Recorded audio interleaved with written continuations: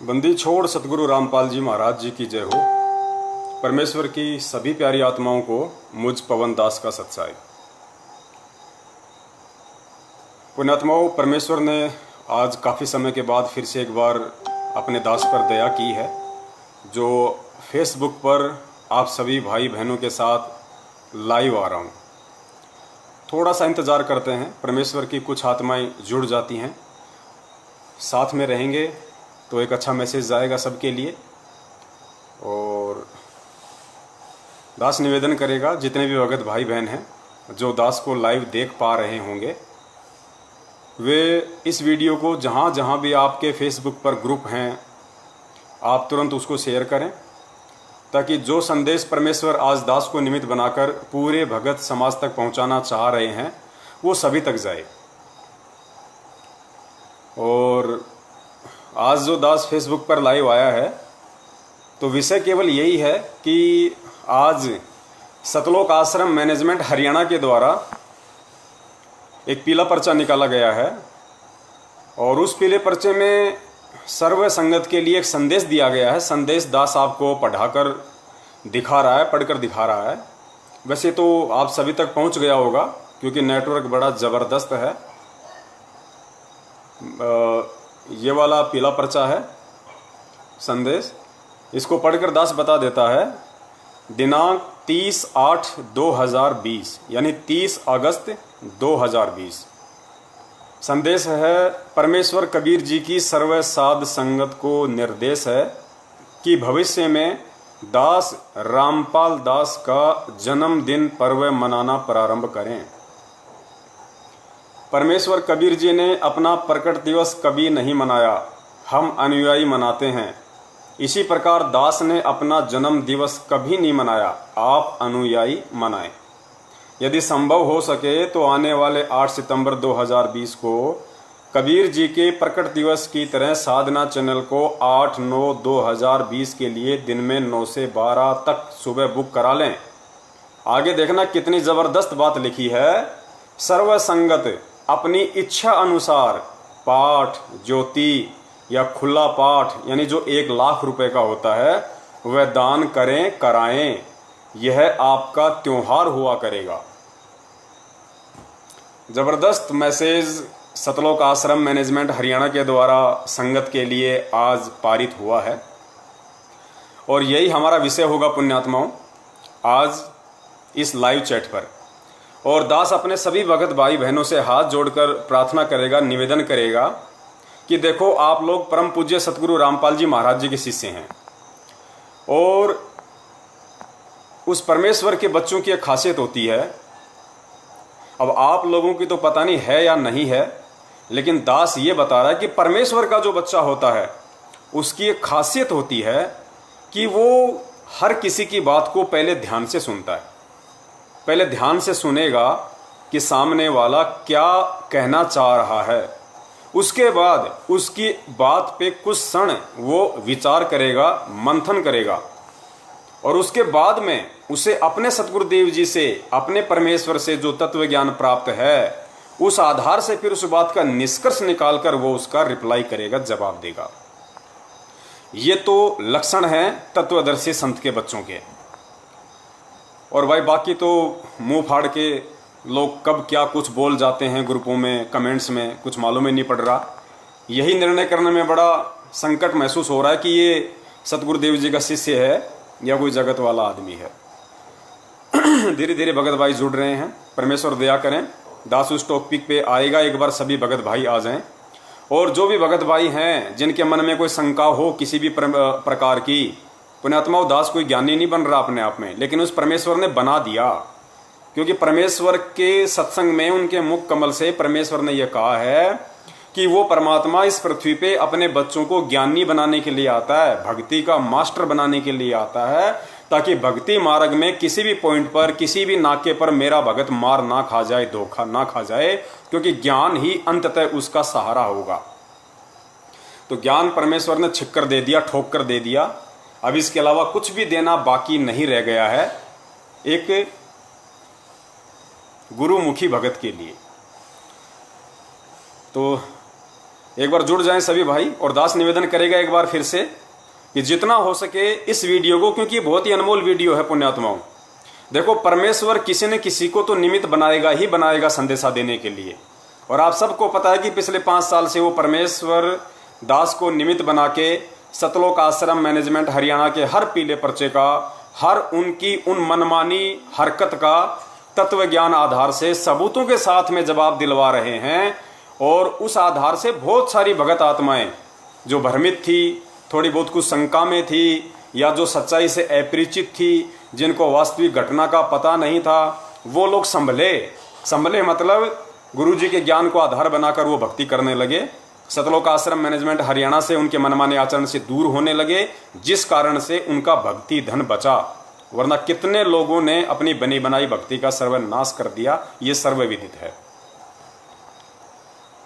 दया परमेश्वर की काफी भाई जुड़ रहे हैं, धीरे धीरे जुड़ते रहेंगे।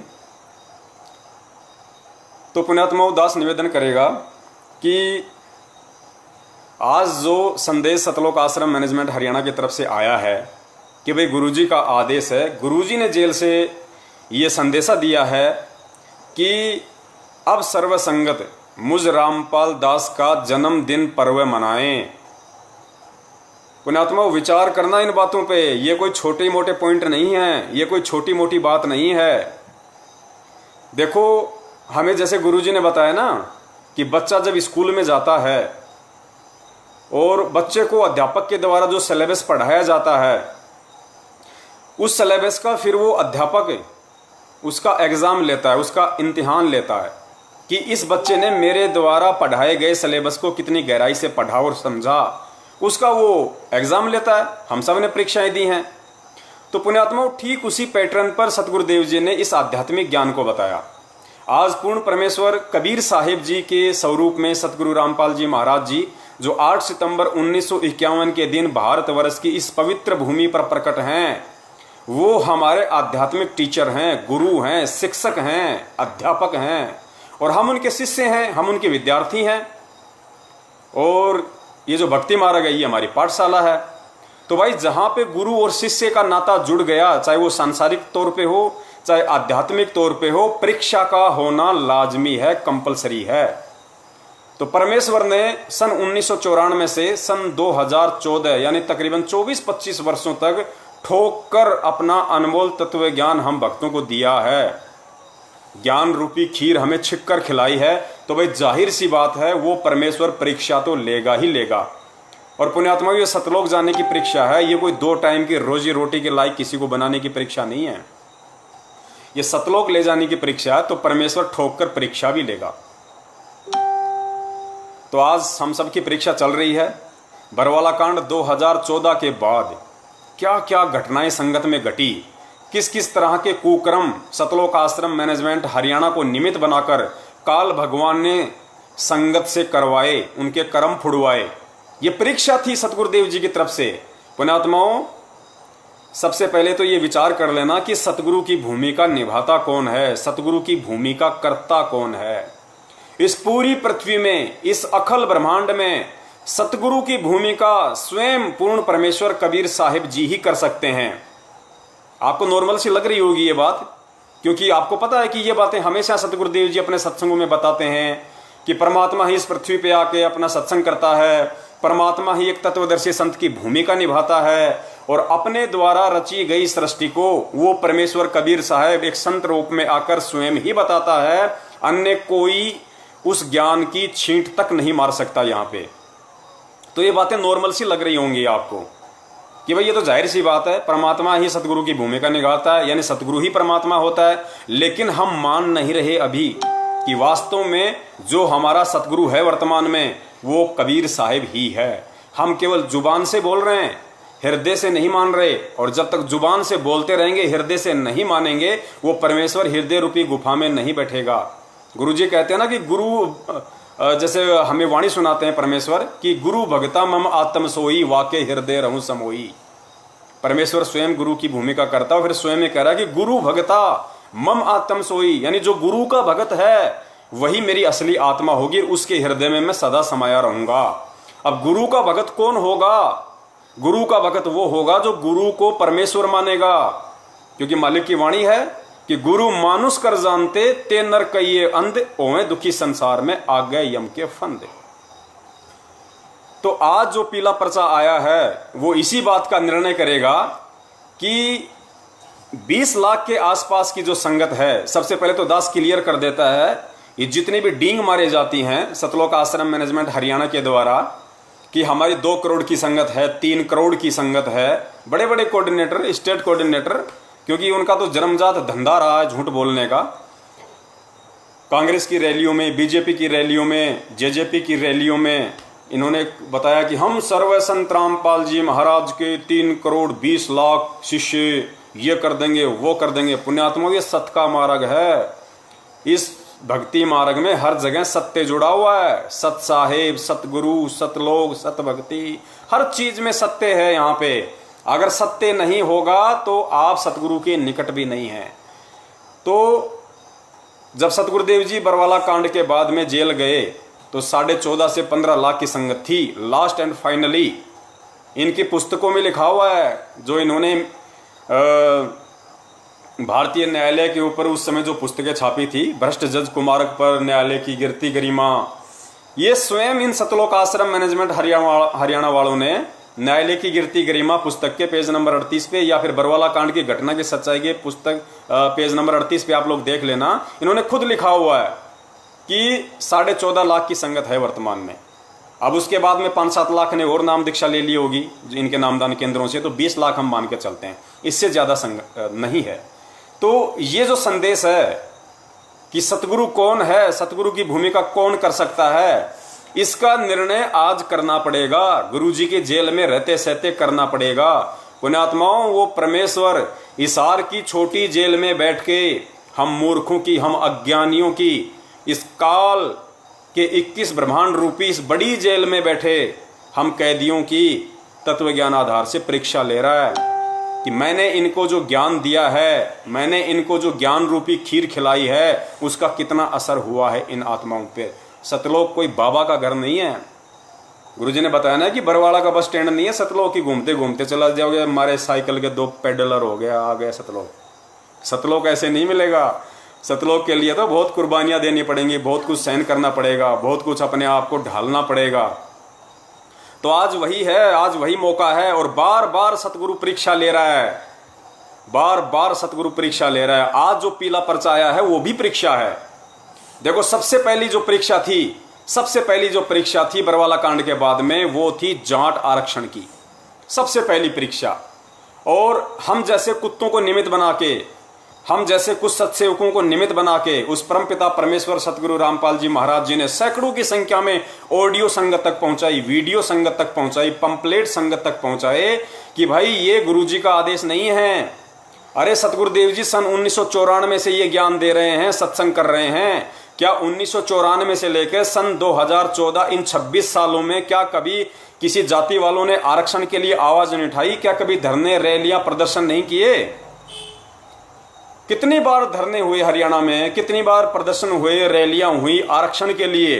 क्या सतगुरुदेव जी ने कभी भी अपने बच्चों को यह आदेश दिया कि भाई तुम्हें जाट आरक्षण में वहां पे शामिल होना है, तुम्हें आरक्षण के लिए मांग उठानी है, हमें जाटों को आरक्षण दिलवा के रहेंगे? क्या कभी परमेश्वर ने आदेश दिए हो तो बताइए 27 साल में।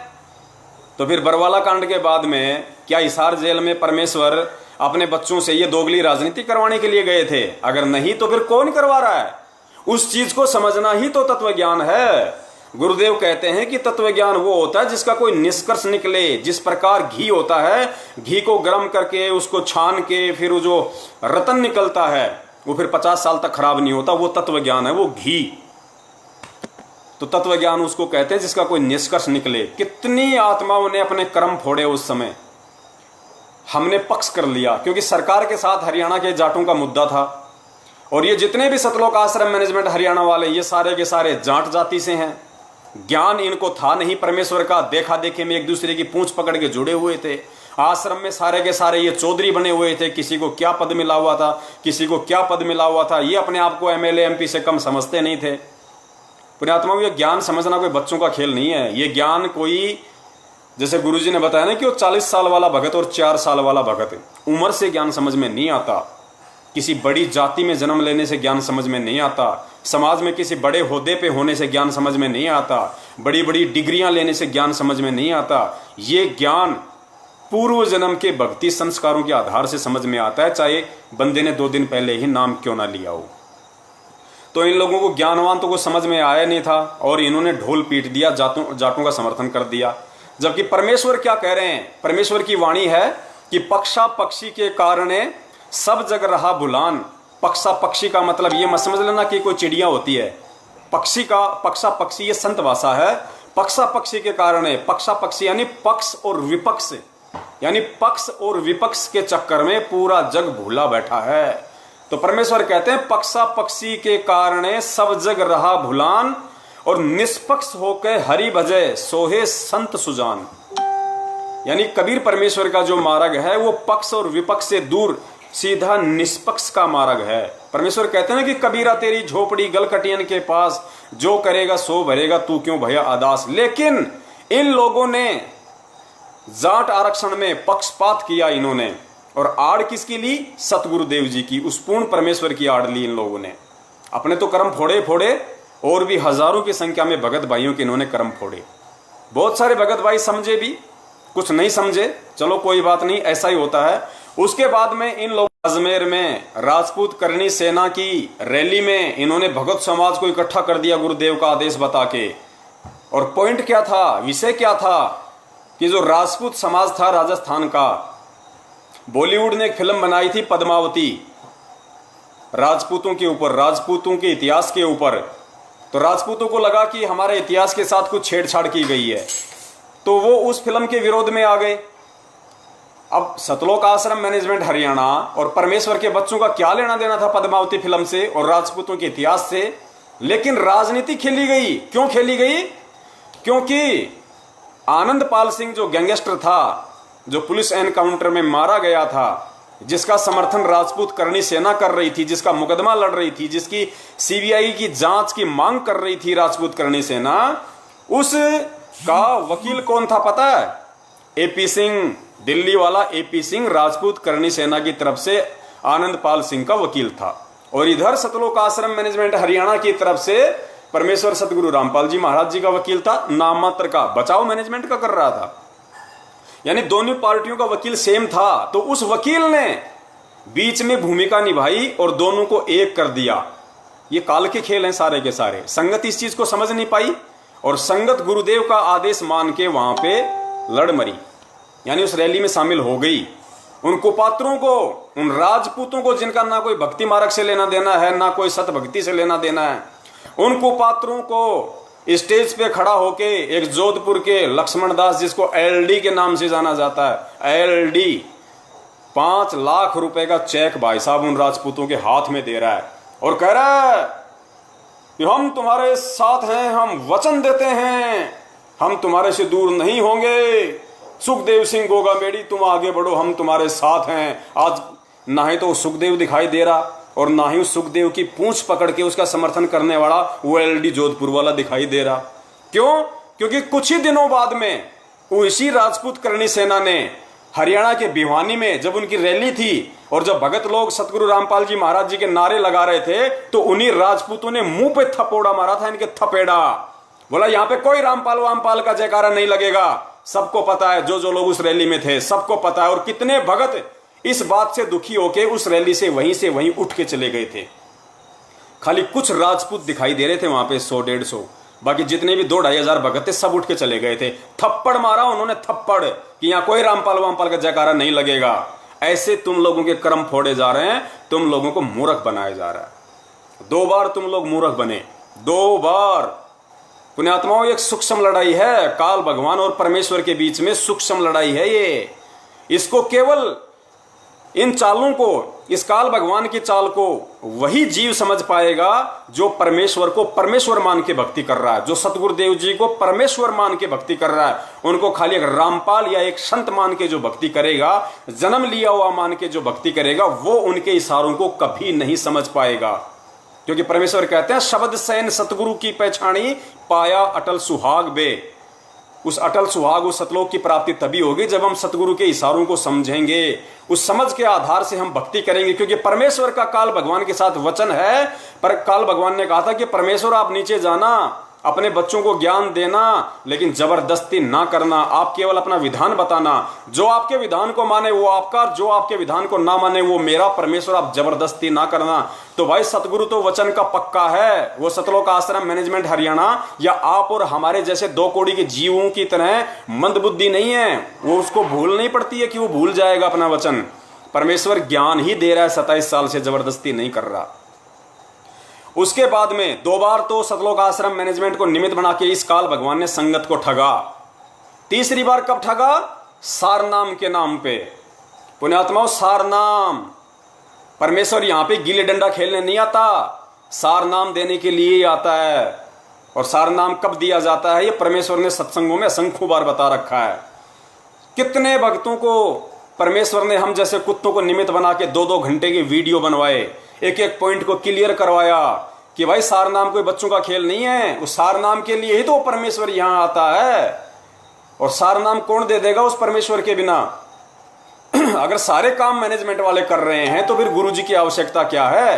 फिर ये संगत खड़ी होके सतलोक आश्रम मैनेजमेंट हरियाणा से सवाल क्यों नहीं करती कि भाई तुम क्यों इतनी जोर जबरदस्ती कर रहे हो? क्यों वकीलों की जमानत के नाम पे, गुरुजी के मुकदमों के नाम पे हम संगत वालों से भीख मांग रहे हो हाथ फैला के कि गुरुजी की जमानत करवानी है, वकीलों को पैसा देना है, यहां खर्चा हो रहा है, वहां खर्चा हो रहा है? क्यों भीख मांग रहे हो फिर तुम? ये ड्रामा कोई नहीं समझ पाया इन लोगों का। इन्होंने जमानत के नाम पे भक्तों को लूटा, खूब कसोटा इन लोगों ने। और परमेश्वर ने दया की, हम जैसे कुत्तों को निमित्त बना के इतना सब कुछ संगत में संदेशा दिलाया कि भाई तुम क्यों पैसा मांग रहे हो? एक बात बताओ, तुम लोगों ने ऐसा नाटक कर दिया इस संगत में, ऐसा पाखंड खड़ा कर दिया कि किसी को गुरुजी की आवश्यकता ही नहीं है। किसी को आवश्यकता ही नहीं रही गुरुजी की। अरे गुरु की आवश्यकता होती किस लिए है? सबसे पहले गुरु की आवश्यकता होती है ज्ञान देने के लिए। तो ज्ञान तो तुम छपा छपा के पुस्तकें मिलावट कर करके सबको दे रहे हो। तो ज्ञान देने के लिए गुरु की आवश्यकता नहीं है। फिर गुरु की आवश्यकता किस लिए पड़ती है? नाम दीक्षा के लिए, नाम देने के लिए। तो भाई तुम लोगों ने उसी गुरु की आड़ में ये जगह जगह जो राशन की तरह दुकानें खोल दी 250-300 फर्जी नामदान के अंदर। तो गुरु की आवश्यकता नहीं है नाम के लिए। फिर गुरु की आवश्यकता किस लिए पड़ती है? कि नाम खंड हो जाए, कोई मर्यादा खंडित हो जाए, तो दोबारा से उस नाम से जुड़ने के लिए तुम लोगों ने जगह जगह फर्जी नामदान के अंदर खोल ही रखे हैं और वहां पे नामदान शुद्ध करवाया ही जा रहा है। तो फिर नाम शुद्ध करने के लिए भी गुरु जी की कोई आवश्यकता नहीं है। फिर गुरु की आवश्यकता पड़ती है शंका समाधान के लिए, कोई बात समझ में ना आए तो भाई शंका समाधान के लिए भी तुमने सतलोक आश्रम मैनेजमेंट हरियाणा के पीले पर्चों पे 8855 नंबर दे रखे हैं कि कोई भी शंका हो तो इन नंबरों पे फोन करो। तो शंका समाधान के लिए भी गुरुदेव की आवश्यकता नहीं है। फिर गुरु की आवश्यकता पड़ती है दान देने के लिए, ताकि हमारे सुक्रम बने। अब दान भी तुम ही लोग ले रहे हो, ज्योति का पैसा, पाठ का पैसा, खुला पैसा, जो भी मर्जी जो भी लिया करता है गुरु। तो दान के लिए भी गुरु की आवश्यकता नहीं है। फिर गुरु की आवश्यकता किस लिए होती है? सत्संग करने के लिए। अब सत्संग तुमने टीवी चैनलों पे चला ही दिए हैं भाई साहब, तो सत्संग के लिए भी गुरु की आवश्यकता नहीं है। फिर गुरु की आवश्यकता होती है आशीर्वाद के लिए। तो आशीर्वाद भी तुम लोग साधना टीवी चैनल पे दिलवाए रहे हो बाद में सत्संग के, तो आशीर्वाद के लिए भी गुरुदेव की कोई आवश्यकता नहीं है। तो मैं ये पूछना चाहता हूं इस भगत समाज से, इस भोले भगत समाज से, पुण्यात्माओं कुछ तो विचार करो तुम। मैं ये पूछता हूं तुम्हें गुरु की आवश्यकता कहां है? फिर गुरु की आवश्यकता पड़ती है सतनाम के लिए, तो सतनाम भी दिया जा रहा है। फिर गुरु की आवश्यकता पड़ती है सारनाम के लिए, तो सारनाम भी सतलोक आश्रम मैनेजमेंट हरियाणा के द्वारा रोहतक में दे दिया गया हजारों को। और फिर आवश्यकता पड़ती है सार शब्द के लिए, तो भाई सार शब्द के भी फार्म भरवा लिए उसी समय। तो मैं ये पूछता हूं भोले भगत समाज से कि तुम्हें सतगुरु रामपाल जी महाराज जी की आवश्यकता कहां है? तुम्हें कोई आवश्यकता नहीं है सतगुरु रामपाल जी महाराज जी की। तो तीसरे नंबर पे सारनाम के नाम पे इस काल भगवान ने सतलोक आश्रम मैनेजमेंट हरियाणा को अपने दूतों को निमित्त बनाकर संगत को ठगा। और कितने हजारों की संख्या में भगत लोग ठगे गए नकली सारनाम, फर्जी सारनाम के चक्कर में। हजारों लोग ठगे गए, परमेश्वर से दूर हो गए। वो यही परीक्षा होती है भाई, परमेश्वर की सूक्ष्म रूप में यही परीक्षा होती है कि देखें इन आत्माओं को मेरी आवश्यकता है या नहीं है, इनको ये ज्ञान समझ में आया या नहीं आया है। सार नाम कितने लोगों ने लिया, सब परमेश्वर से दूर हो गए। भले तुम आरती कर रहे हो, मंत्र कर रहे हो, सत्संग सुन रहे हो, लेकिन तुम मर्यादाओं से दूर हो, जितने भी सारनामी हो चुके हैं बरवाला कांड के बाद में। और उसके बाद में और ठगा फिर संगत को। आज जो पीला पर्चा आया है, ये चौथी स्टेज है, चौथी स्टेज संगत के ठगे जाने की चौथी स्टेज, और सबसे बड़ी स्टेज है ये। 8 सितंबर के दिन पुण्यात्माओं कान खोल के सुन लेना, 8 सितंबर 2020 के दिन यदि इस पीले पर्चे को सत्य मान के, जिसमें यह लिखा हुआ है कि मुझ रामपाल दास का जन्मदिन पर्व मनाना शुरू करें, यदि इस पीले पर्चे को सतगुरु रामपाल जी महाराज जी का आदेश मानकर जिस पुण्यात्मा ने 8 सितंबर के दिन उनका जन्मदिन मना लिया या सोच भी ली उनका जन्मदिन मनाने की, पुण्यात्माओं वो जड़ से परमेश्वर से दूर हैं, जड़ से। क्योंकि परमेश्वर कहते हैं गुरु मानुष कर जानते ते नर कहिए अंधे, ओवे दुखी संसार में आ गए यम के फंदे। जन्मदिन उसका मनाया जाता है जिसका जन्म होता है, और जन्म जीव का होता है, पीयू का जन्म नहीं होता। पीयू हमेशा प्रकट होता है, जन्मदिन जीव का मनाया जाता है। तुम्हें जो ये अपनी चरम दृष्टि से दिखाई दे रहा है ना कि इंद्रो माई के गर्भ से 8 सितंबर 1951 को संत रामपाल जी महाराज जी का जन्म हुआ है, ये चरम दृष्टि है। हम आध्यात्मिक जीवन में जी रहे हैं, और आध्यात्मिक जीवन में परमेश्वर के तत्व ज्ञान को आधार बना के हमें तत्व ज्ञान वाली दिव्य दृष्टि से देखना पड़ेगा। पुण्यात्माओं, सतगुरु क्या होता है? सतगुरु शब्द क्या संत रामपाल जी महाराज ने कभी कहा कि मैं सतगुरु नहीं हूं? कितनी बार कहा उन्होंने कि इस दास के अलावा, अपनी तरफ इशारा करके, अपनी छाती की तरफ उंगली करके, बार बार यूं टप्पे मार मार के उन्होंने कहा कि इस दास के अलावा इस पूरी सृष्टि में पुण्यात्माओं कोई सतगुरु नहीं है। और सूक्ष्म वेद क्या कहता है कि सतगुरु की भूमिका स्वयं पूर्ण परमेश्वर कबीर साहिब ही निभा सकता है, अन्यथा उसके लोक का ज्ञान, उस सृष्टि रचना की सही से जानकारी देने में कोई भी समर्थ नहीं है। हम जयकारा लगाते हैं परमेश्वर का कि बंदी छोड़ सतगुरु रामपाल जी महाराज जी की जय हो। सतगुरु पुण्यात्मा, जो शब्द पकड़ के रखना, इसी शब्द पे चलना हमें। सतगुरु मालिक की वाणी है कि ना सतगुरु जननी जने, जाके माना बाप, पिंड ब्रह्मंड से रहित है ना वहां तीनों ताप। ना सतगुरु जननी जने, ये ध्यान रख लेना। ये सतगुरु शब्द केवल उसी समय के लिए नहीं है जिस समय वो परमेश्वर धर्मदास जी का सतगुरु बन के आया था, जिस समय वो परमेश्वर आदरणीय नानक जी का सतगुरु बन के आया था, मलुकदास जी का सतगुरु बन के आया था, गरीबदास जी के समय में वो परमेश्वर सतगुरु की भूमिका करके प्रकट हुए थे। ये सतगुरु शब्द केवल उन्हीं आत्माओं के लिए नहीं है, ये सतगुरु शब्द हम सब के लिए है, हम आत्माओं के लिए है। उस समय जो घटनाएं घटी थी 650 साल पहले या उसके बाद में, परमेश्वर ने भिन्न भिन्न रूपों में प्रकट होकर जो भी एग्जाम्पल बनाए हैं, जो घटनाएं घटित की हैं, वो केवल इस पिछली पीढ़ी के आप और हम जीवों को सबक सिखाने के लिए, हम सब जीवों को ये सद्बुद्धि देने के लिए कि सतगुरु क्या होता है और सतगुरु के साथ में कैसा व्यवहार किया जाता है। तो परमेश्वर कहते हैं ना सतगुरु जननी जने, और जाके माना बाप। ना सतगुरु जननी जने, यानी सतगुरु कभी भी मां से जन्म नहीं ले सकता।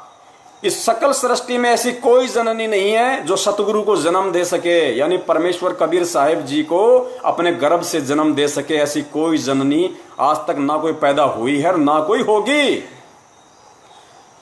तो परमेश्वर की वाणी है। और गुरुदेव क्या कहते हैं कि परमेश्वर की प्रत्येक वाणी, प्रत्येक शब्द अनायास नहीं होता है, उनकी हर एक वाणी का गहरा अर्थ होता है।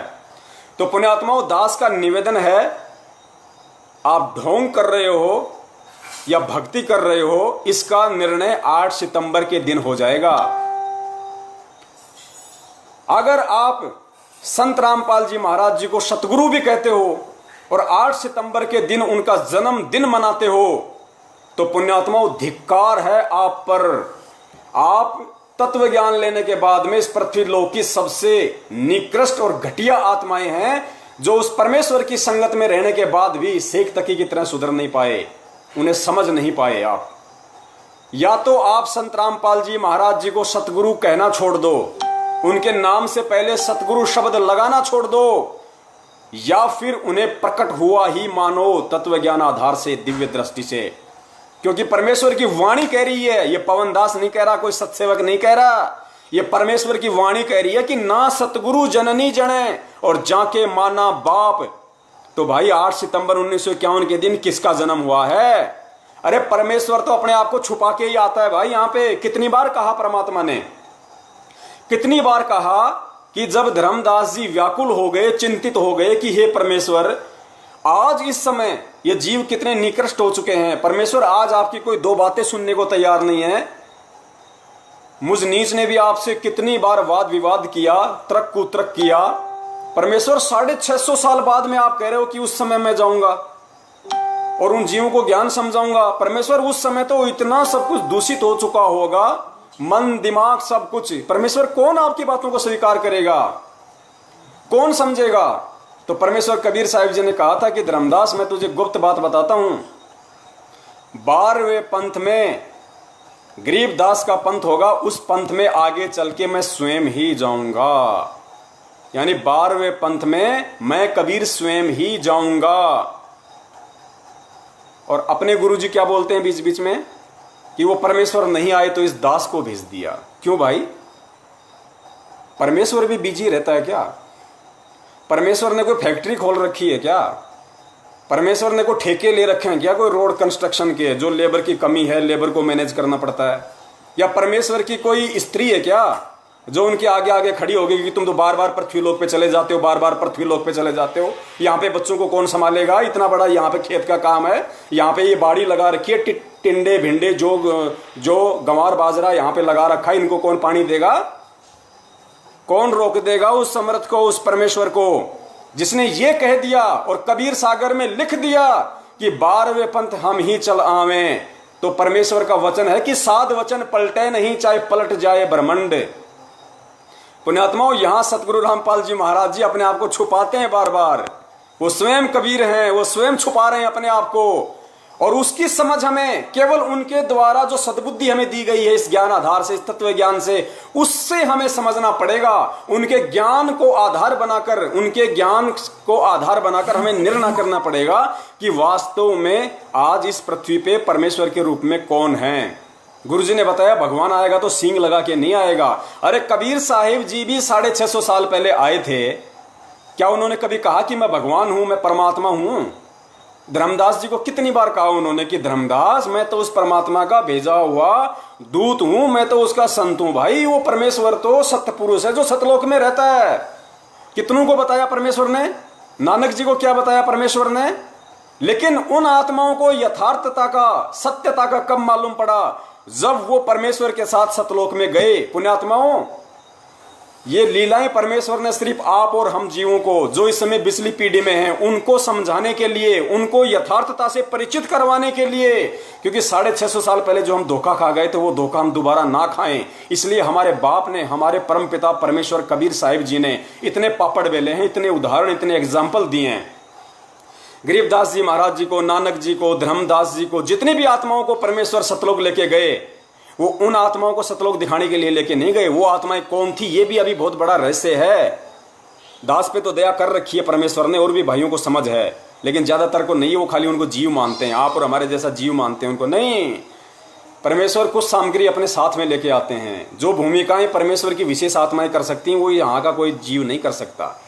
तो परमेश्वर जितनी भी आत्माओं को सतलोक लेके गए थे, और सतलोक जाने के बाद में जो परमेश्वर ने बताया कि जो जिंदा महात्मा के रूप में नीचे से गया था, फिर वहां जाके नानक जी ने देखा, रामानंद जी ने देखा, गरीबदास जी ने देखा, धर्मदास ने देखा कि वहां पे अरे ये तो वही है, ये तो वही जिंदा है जो नीचे से मेरे साथ में आया है, ये तो तख्त पे बैठा है। वहां जाके परमेश्वर उस जो परमेश्वर का जो सत्य पुरुष वाला जो रूप है सिंहासन पे सतलोक में, उस पर चवर करने लगे। तो उन आत्माओं ने सोचा कि ये कबीर तो इनका कोई नौकर है, असली परमात्मा असली सत्य पुरुष तो ये है जो बैठा हुआ है।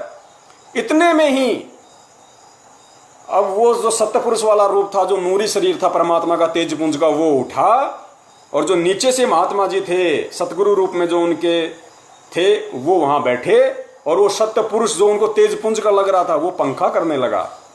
और थोड़ी देर बाद में देखते ही देखते वो सत्य पुरुष उस जिंदा महात्मा के शरीर में समा गया, अकेला जिंदा रह गया जो नीचे से गया था। तब उन आत्माओं की आंखें खुली, ओ हो ये तो स्वयं साक्षात परमात्मा है। फिर नानक जी ने आके कहा था कि ए ठगवाड़ा ठगी देश धानक रूप रहा करता, कि ये जुलाओ, ये तुम्हें जुला दिखाई दे रहा है, ये तुम्हें धानक दिखाई दे रहा है, ये सत्य पुरुष है, ये परमात्मा है। तो परमेश्वर ने कहा कि भाई चिल्लाने से काम नहीं चलेगा, तेरी कोई नहीं सुनेगा ऐसे, यहाँ पे पुण्यात्मा अपनी जाके भक्ति करो। तो पुण्यात्मा वो एग्जाम्पल आज सतगुरु रामपाल जी महाराज जी हमें क्यों बताते हैं, और क्यों उस समय परमेश्वर कबीर साहिब जी ने वो एग्जाम्पल कोड किए, वो उदाहरण प्रस्तुत किए, सिर्फ और सिर्फ इस कलयुग की बिचली पीढ़ी वाली आप और हम आत्माओं को ये दर्शाने के लिए, ये विश्वास दिलाने के लिए कि सतगुरु के रूप में स्वयं वो परमेश्वर ही यहां आता है। अन्य कोई ये नाम देने का अधिकारी नहीं है, अन्य कोई उस सतलोक का ज्ञान बताने के लायक नहीं है, समर्थ नहीं है, सक्षम नहीं है। आज परमेश्वर क्यों नहीं जा जाके दिखा रहे लोगों को सतलोक? क्यों? क्योंकि ये ज्ञान आधार से ये समय चुना था परमात्मा ने, चमत्कार से नहीं चुना। 650 साल पहले लाखों चमत्कार किए थे, एक भी पार नहीं हुआ। इसलिए आज परमेश्वर ने समय निर्धारित किया, पिछली पीढ़ी का शिक्षित किया, अपना अनमोल तत्व ज्ञान दिया कि हम चमत्कार से नहीं, हम उस परमेश्वर को जो सतगुरु रामपाल जी महाराज जी के रूप में स्वयं पृथ्वी पे प्रकट है, हम उनको उनके तत्व ज्ञान को आधार बना के समझें कि आज इस पृथ्वी पे कौन है। और आज ये पीला पर्चा आपकी चौथी परीक्षा है, चौथी परीक्षा। काल भगवान ने इन सतलोक आश्रम मैनेजमेंट वालों को, पुण्यात्माओं, दास पहले भी जिक्र कर चुका है, क्योंकि बहुत सारी पुण्य आत्माएं जो इस दास से जो नफरत करते हैं, इस एक भगत से जो नफरत करते हैं, ईर्ष्या करते हैं, राग द्वेष पाले बैठे हैं, गुरुद्रोही का बार बार जो कमेंट्स करते हैं। देखो मुझे इन चीजों से कोई फर्क नहीं पड़ता, क्योंकि मैं यदि अपने परमेश्वर की नजरों में ठीक हूं तो मैनेजमेंट या सतलोक आश्रम या ओबामा मोदी फोदी कोई कुछ भी करे, मुझे उन चीजों से कोई फर्क नहीं पड़ता। मैं परमेश्वर की नजरों में सोना रहना चाहता हूं, परमेश्वर की नजरों में मैं हीरा रहना चाहता हूं। दुनिया की नजरों में मैं क्या हूं उस चीज से मुझे कोई फर्क नहीं पड़ता।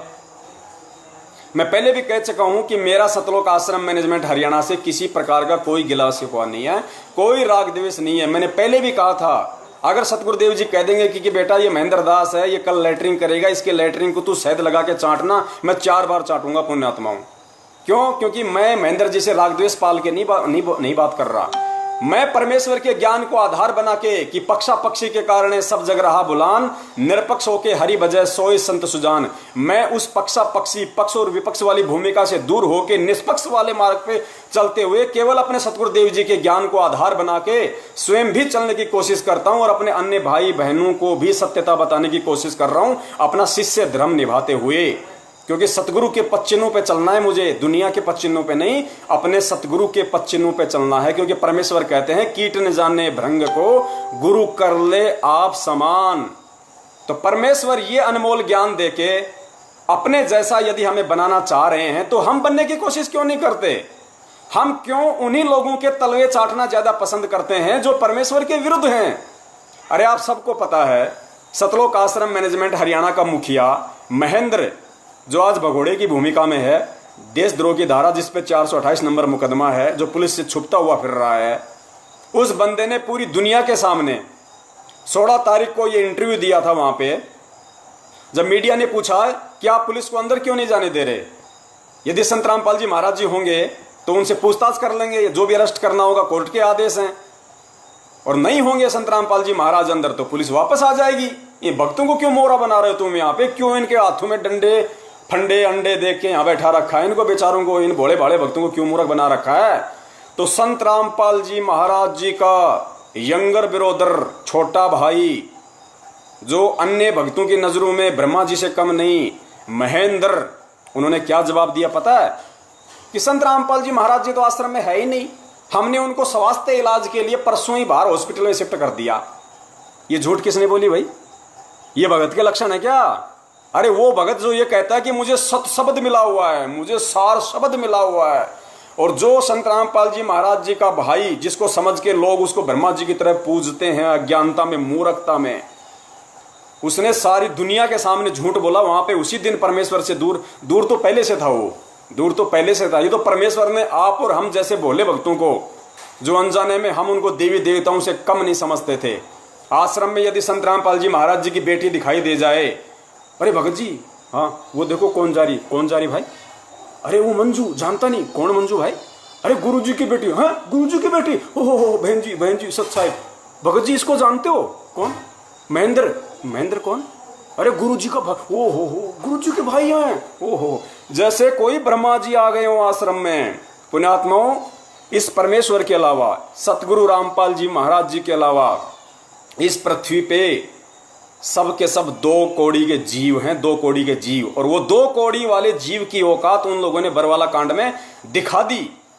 इन लोगों ने दिखा दी। ये शुरू से ही गुरु को परमेश्वर नहीं मानते, ये शुरू से ही उनको एक सामान्य संत मानते थे। ये केवल गुरुदेव से इसीलिए जुड़े हुए थे क्योंकि आश्रम में दान आता था। एक बात बताइए, संत रामपाल जी महाराज जी सन 1994 से नाम दीक्षा दे रहे हैं। अरे परिवार वाले 2008 के बाद क्यों जुड़े भाई? 2006 में गुरुदेव करोथाकांड में जेल गए, 2008 में आए, लास्ट में 21 महीने रह के, उसके बाद ही क्यों जुड़े ये सारे बेटा बेटी सब? उससे पहले सन 1994 से 2008 यानी 18-20 साल में इनको संत रामपाल जी महाराज जी के अंदर परमात्मा दिखाई नहीं दे रहा था।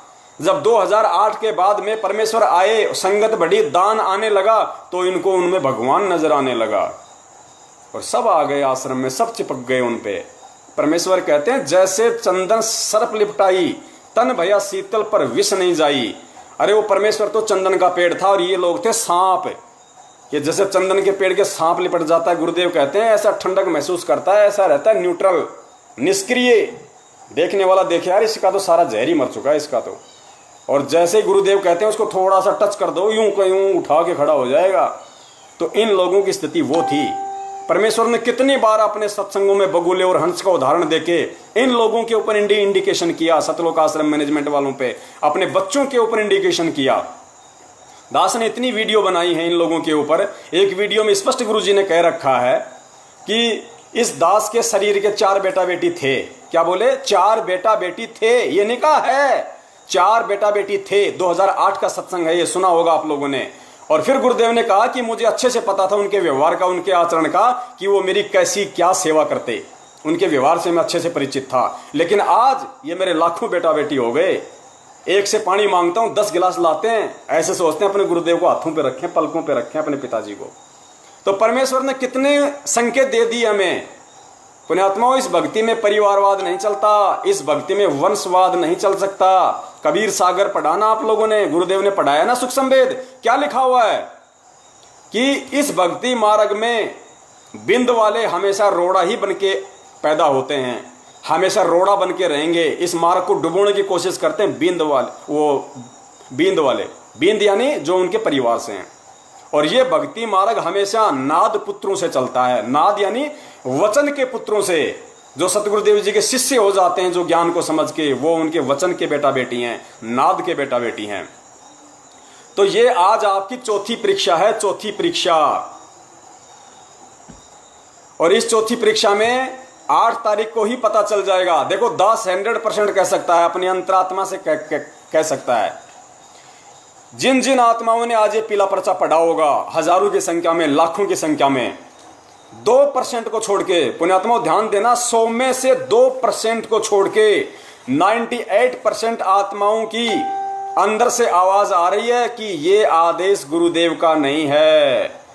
पहली बात तो हमारे परमेश्वर स्वयं कबीर साहब है, और कबीर साहब चाहे किसी भी रूप में हो, वो प्रकट ही होते हैं, प्रकट ही होते हैं।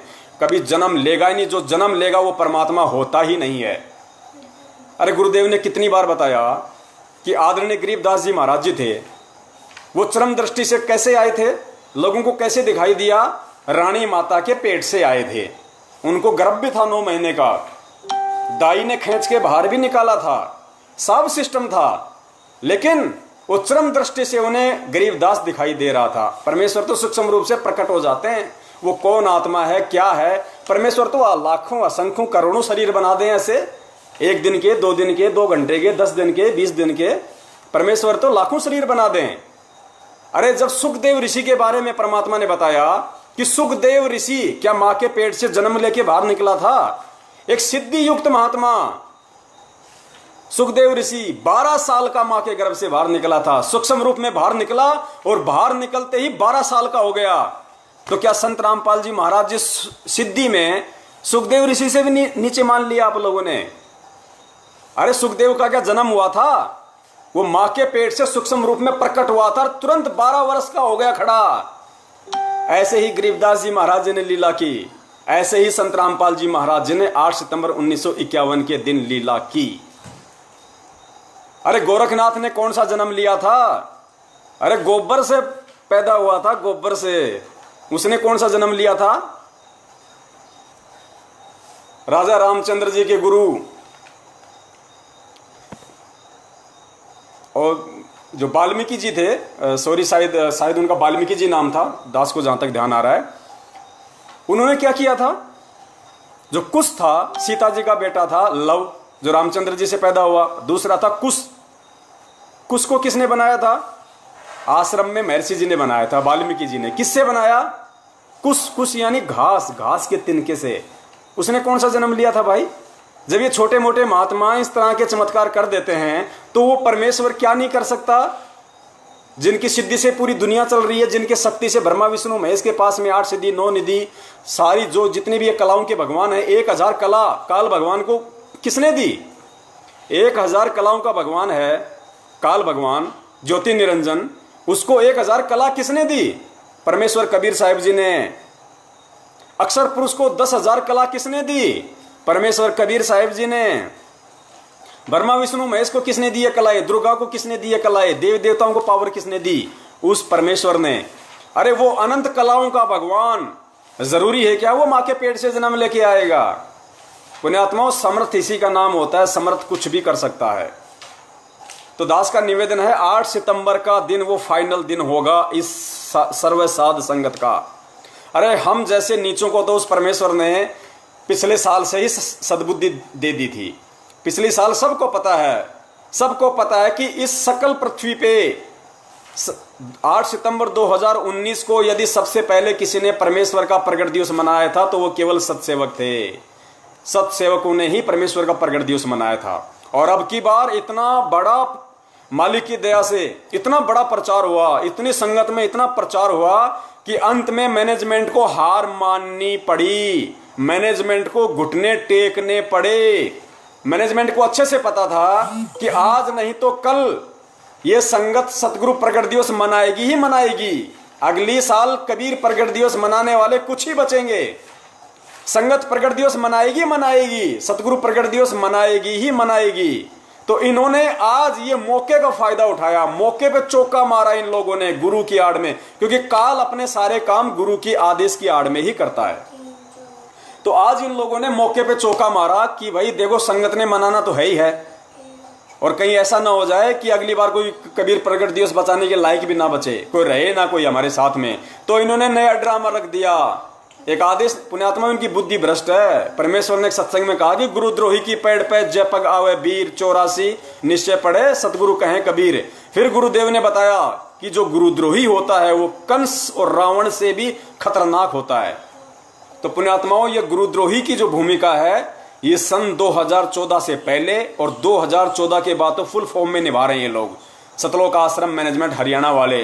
गुरुद्रोही क्या होता है, गुरुद्रोही की परिभाषा का नहीं पता इस संगत को। फिर कहते हैं कि हमने संत रामपाल जी महाराज जी से तत्व ज्ञान ले रखा है, दुनिया को ज्ञान गंगा बांटते हैं। अरे पहले खुद तो ज्ञान समझ लो कि ज्ञान क्या होता है, तत्व ज्ञान क्या होता है, गुरुद्रोही क्या होता है पता तुम्हें? परमेश्वर ने गुरुद्रोही की परिभाषा बताई कि गुरुद्रोही सब कोई कहे पर कोई न जाने खोज, और गुरु से बैर ईर्ष्या करे। गुरुद्रोही कहावे सोई, जो गुरु जी की निंदा चुगली करता है, गुरु जी से वैर करता है, ईर्ष्या करता है, जो गुरु जी का विरोध करता है वो गुरुद्रोही होता है।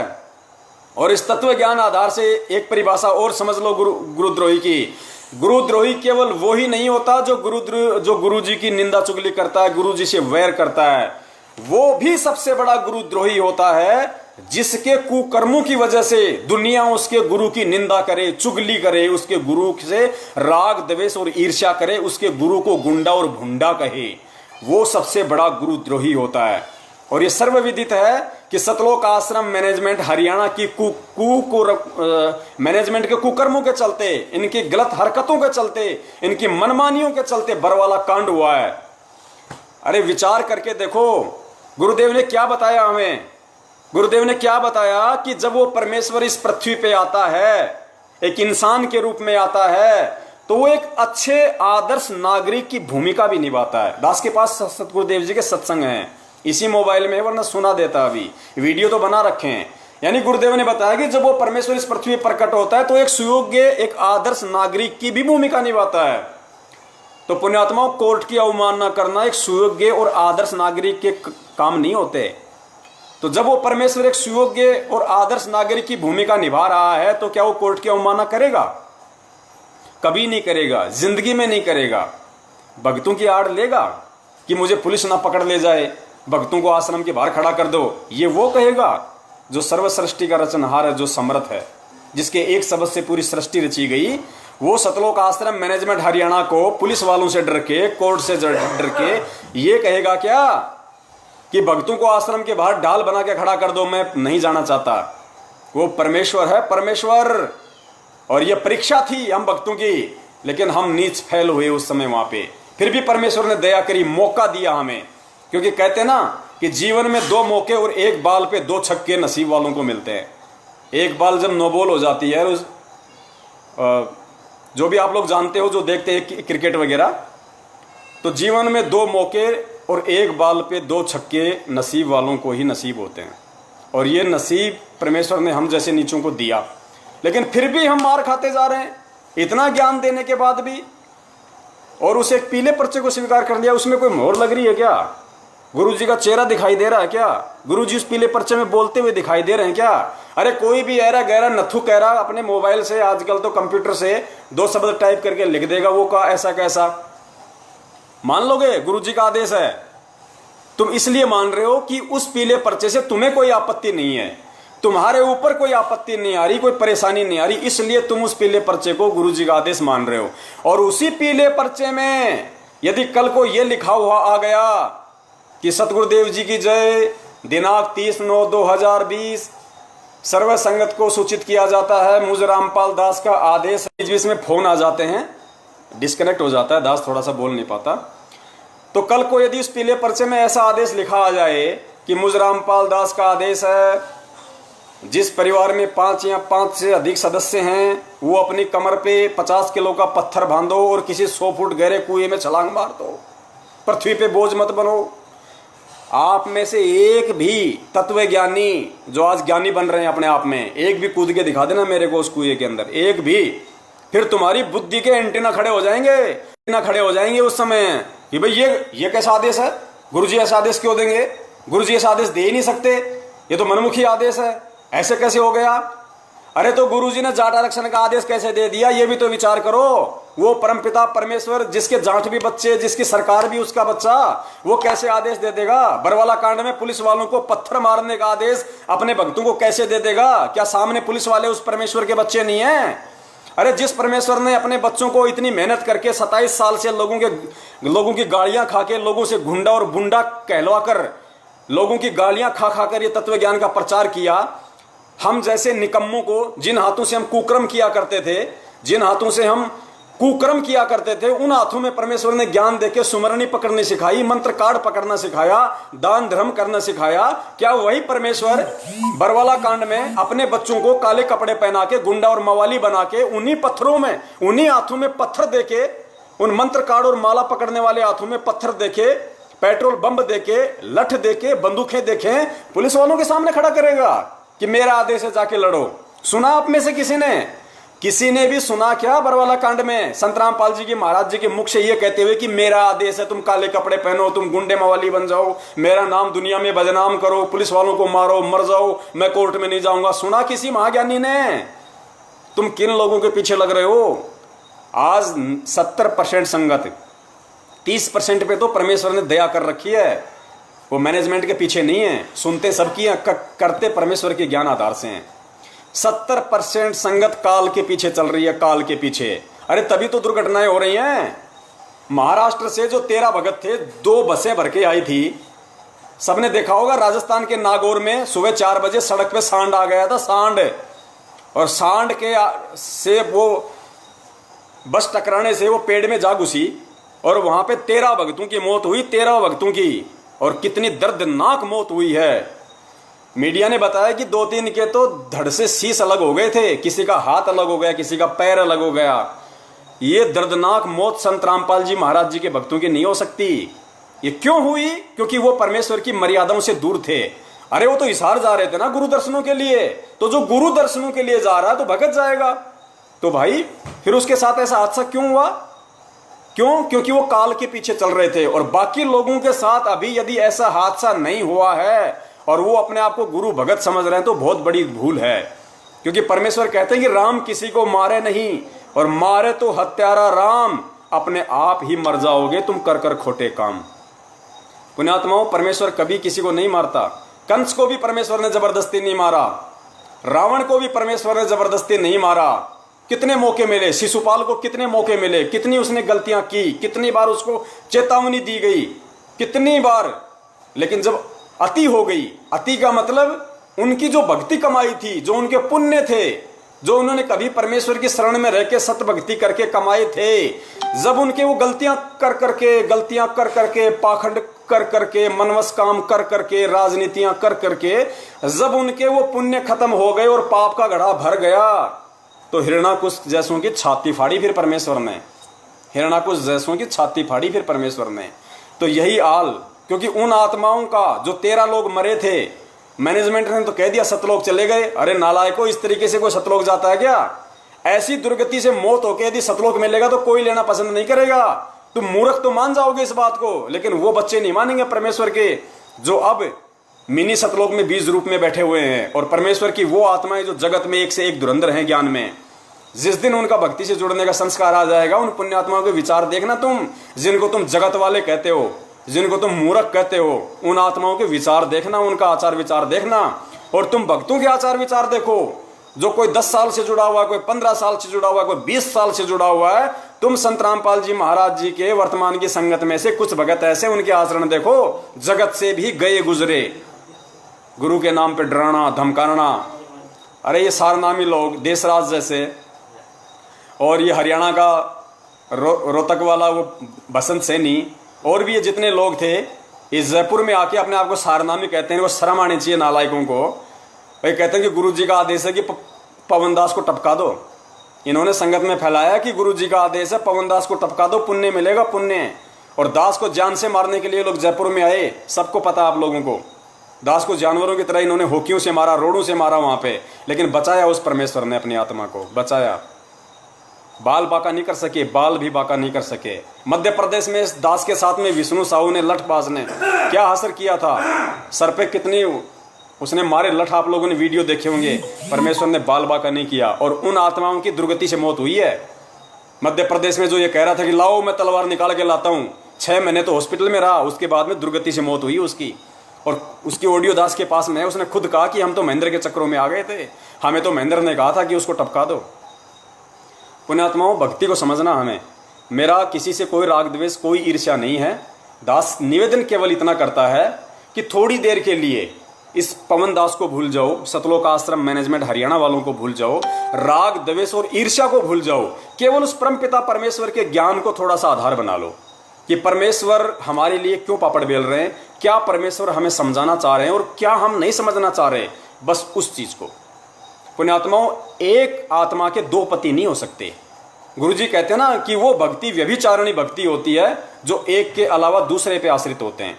जैसे सोमवार को शंकर जी मना लिया, मंगलवार को हनुमान जी मना लिया, बुधवार को गणेश जी मना लिया, बृहस्पतिवार को कोई और मना लिया, शुक्रवार को माता मना ली, शनिवार को शनि देवत्यार खड़े ही हैं, संडे को भैरू जी मना लिए। तो वो व्यभिचारिणी भक्ति है जो एक पति को छोड़ के 20 को अपना जो है कसम बनाती है। तो पुण्यात्मा, गुरुदेव ने बताया कि आत्मा और परमात्मा सिर्फ 2, आत्मा आत्मा कौन? हम जीव। और परमात्मा कौन? परमेश्वर, जो सतगुरु की भूमिका में है। तो आत्मा और परमात्मा, पुण्यात्माओं, आत्मा का एक ही पति होता है, एक ही परमात्मा है। अब आप लोग बताइएगा, अब आप लोग यदि 8 सितंबर को तो संत रामपाल जी महाराज जी का जन्मदिवस मनाते हो और जून के महीने में कबीर जी का प्रगट दिवस मना रहे हो, तो आपके तो 2 पति हैं, आपके तो 2-2 खसम है, 2-2 खसम। आप तो व्यभिचारिणी भक्ति में आ गए। 100 वर्ष सतगुरु की पूजा, एक दिन आन उपासी, वो अपराधी आत्मा फिर पड़े काल की फांसी। तुम्हारी हालत तो इस 70% संगत की हालत तो जो सतलोक आश्रम मैनेजमेंट हरियाणा के पीछे निपट अंधी होके भेड़ चाल में पूंछ पकड़ के देखा देखी में एक दूसरे के पीछे चल रही है, उनकी हालत तो उस बूढ़ी माई जैसी है जिसका जिक्र एक बार गुरुदेव ने सत्संग में किया था। गुरुदेव सत्संग कर रहे थे, एक राधा स्वामी से जुड़ी हुई थी, वो आई बैठी, सत्संग सुना, सारा काम किया। गुरुजी ने बोला माई समझ में आया? बोले भाई समझ में आया। बोले माई नाम ले ले? बोले माई नाम ले ले। बोले भाई ना, नाम ना लूं मैं। बोले क्यों? बोले मैंने नाम ले रखा है। बोले माई, बोले वो पूरे नहीं है, वो अधूरे हैं। तो माई ने कहा कि मैंने 6 डेढ़ा का नाम ले रखा, कोई तो पूरा पावेगा। मैंने 6 डेढ़ा का नाम ले रखा, कोई तो पूरा पावेगा। तो भाई तुम्हारे तो 2 पति हो गए, एक तो संत रामपाल जी महाराज जी हो गए तुम्हारे पति, जिन्होंने तुम्हें नाम दीक्षा दी, जिनका तुम 8 तारीख को जन्मदिन मना रहे हो जीव समझ के, क्योंकि जीव जन्म केवल जीव का होता है और जीव होता है मानुष। और परमेश्वर कहते हैं गुरु मानुष कर जानते ते नर कहिए अंध, ओवे दुखी संसार में फिर आ गए यम के फंद। तो एक तुम्हारा पति हो गया संत रामपाल जी महाराज, और दूसरा तुम्हारा पति हर जून के महीने में हो जाता है। कबीर प्रगट दिवस तुम मनाते हो 650 साल वाली फोटो का, तो तुम्हारे 2 पति हो गए। और 2 पति व्यभिचारिणी भक्ति में आते हैं, इस परमेश्वर की सत भक्ति में नहीं आती। अरे गुरुदेव ने कितनी बार कहा कि गुरु गोविंद 2 नहीं भाई, और 2 समझे वो 2 जग जाही। 2 जग यानी नरक। कितना स्पष्ट कहा परमेश्वर ने कि गुरु गोविंद 2 नहीं भाई, और 2 समझे वो 2 जग जाही। कितनी बार परमेश्वर ने स्पष्ट कर दिया कि स्वयं वो परमात्मा सतगुरु की भूमिका में आता है। अब परमेश्वर हनुमान जी की तरह को छाती फाड़ के तो दिखाएगा नहीं कि देखो मैं ही कबीर हूं, देख लो ये कबीर वाली फोटो के दर्शन कर लो। भाई ये तत्व ज्ञान फिर है क्या? फिर तो सामान्य ज्ञान पूरी दुनिया ही दे रही है। सामान्य ज्ञान का फैलाव तो पूरी दुनिया में है। हर छोटे मोटे संत महंत शंकराचार्य सब लोग ज्ञान दे रहे हैं जैसा उनको ज्ञान है। फिर ये अलग से ज्ञान देने की आवश्यकता क्या पड़ी संत रामपाल जी महाराज जी को? क्यों दुनिया से पंगा लेने की आवश्यकता पड़ी? क्या वो अपने खुद के पार होने के लिए दुनिया से पंगा ले रहे हैं? नहीं, आप और हम जैसे नीचों के लिए, ढेडों के लिए वो परमेश्वर दुनिया की गालियां खा रहा है। हिसार जेल में जाके बैठा है। रोहतक जेल का प्रकरण याद है ना तुम्हें? 2006 करोथा कांड में। नहीं पता होगा क्यों? कि अभी कोई तो अपने भूत निकलवाने के लिए जुड़ा है। किसी की भैंस दूध नहीं दे रही, किसी ने कह दिया कि हमारे गुरुजी से नाम ले ले, तेरी भैंस टकाटक दूध देगी, तो वो भैंस का दूध के लिए जुड़ गया। कि किसी की बेटी के भूत नहीं निकल रहे, कोई अपने कैंसर से दुखी है, कोई किसी चीज से दुखी है। ज्ञान से केवल 1% आत्माएं जुड़ी हैं परमेश्वर से, 1% आत्माएं। और सबसे ज्यादा निपट अंधे वो लोग हैं जो 1994 से गुरुदेव से जुड़े हुए हैं। कितने सत्संग गुरुदेव के सुनो आप, रोहतक और जिंद वाले 1997 वाले सत्संग सुनो। कैसे कैसे आत्माओं को गुरुजी ने झेला है कि किसी तरीके से ये पुण्य आत्माएं टिकी रहें, एक बार टिकी रहें, इनको सौ सुख दूंगा इनको और फिर इनको ज्ञान समझाऊंगा धीरे धीरे। लेकिन वो नालायक आज तक ज्ञान नहीं समझ पाए, उस गुरु को नहीं समझ पाए वो आज तक। गुरुजी ने कितनी बार, एक सत्संग में गुरुजी ने जिक्र किया कि हम सत्संग कर रहे थे और एक भगत आया तो मुंह मोटा करके फिर रहा, कभी इधर कभी उधर। तो मैंने कहा भाई क्या बात है भाई कोई गलती हो गई तो कोई माफी दे दे।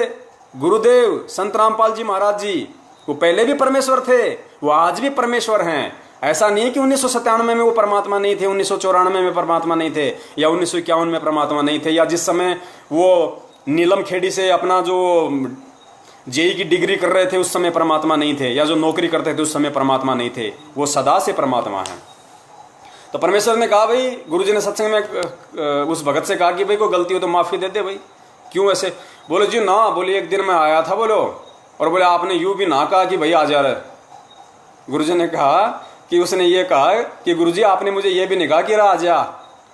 तो गुरुजी ने कहा कि भाई देखो ऐसा है, संगत बहुत ज्यादा होती है, हो सकता है मैंने कहा हो और आपने ना सुना हो, ये भी तो हो सकता है। बोले ना ईसाके, बोले मैं कोई बहरा हूं, ईसाके मैं कोई बहरास हूं। तो गुरुजी बोले बात ठीक सही, तो तू सुना का हो गया, आगे से मैं गलती नहीं करूंगा, मैंने माफी दे दे।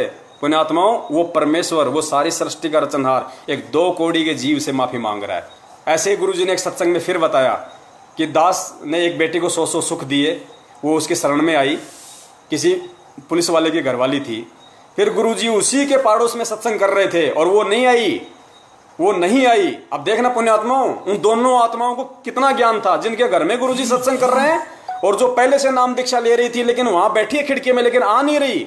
तो गुरुदेव ने उस जिनके घर में परमात्मा सत्संग कर रहे थे, गुरुदेव ने कहा कि बेटी जाओ, उसको जाके बुला ला। तो उसने कहा कि गुरुजी मैं न जाती, हमारा उनका बोल चालन नहीं है, मैं न जाती।